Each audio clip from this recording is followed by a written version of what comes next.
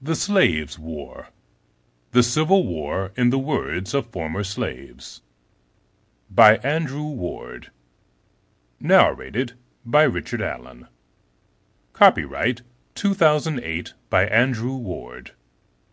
This unabridged audiobook is published by arrangement with Andrew Ward and the Trident Media Group, and was produced in the year 2008 by Tantor Media Incorporated, which holds the copyright thereto. Preface. Anyone browsing through the history section of a second-hand bookstore or a university library might reasonably conclude that the American Civil War need never be recounted. Their shelves groan with not only the great comprehensive histories, but a multitude of books detailing a particular theater, army, commander, regiment, battle, skirmish, even a single day of combat. And that does not include the thousands of collections of soldiers' diaries and letters, the memoirs and biographies of generals and statesmen, the encyclopedias, gazetteers, chronologies, pictorial histories, and atlases, nor the thousands of web pages devoted to some aspect of the Second American Revolution. Perhaps this is why, despite all the slave testimony I kept encountering while researching other books, it took me almost a decade to realize that there was a story of the war that remained to be told, in the voices of the very people it so imperfectly freed.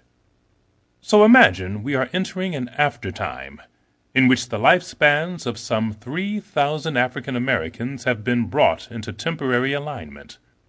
We are met in a vast tent or meeting house, with a range of grandparents, parents, children and grandchildren who have gathered here magically as elderly contemporaries. Some were born free, but the majority were born slaves, and they have come to tell us about the Civil War. Most of them are poor. Many can't read or write, but they have all upheld the oral traditions of the slave society into which they were born. The youngest can remember the war only from their childhoods, or pass on the stories their forebears told. But the oldest can remember when, as adults, they bore the full burden of servitude and the brunt of war. They talk vividly of the conflict's great battles and vaunted personages, but also of skirmishes, ambushes, and raids, of horrors, shame, and pride, of sorrows, losses, betrayals, and hope. Folding their arms and jutting their chins, some refuse at first to speak. Some launch into stories they have embellished beyond recognition. But others recount memories that were seared into their consciousness during a period in American history that was so perverse, so cruel and outlandish, that no sooner had the war brought it to its formal end than it became almost unimaginable. Constrained by the selective amnesia of their former masters and their white descendants, and weary of their own progeny's scorn for a slave-born culture of obedience and lying low, some had long ago concluded that to survive the fires of Jim Crow, they must not stir the embers of slavery.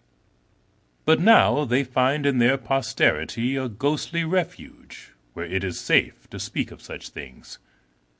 At first they talk in turns, but none of them is short of opinions.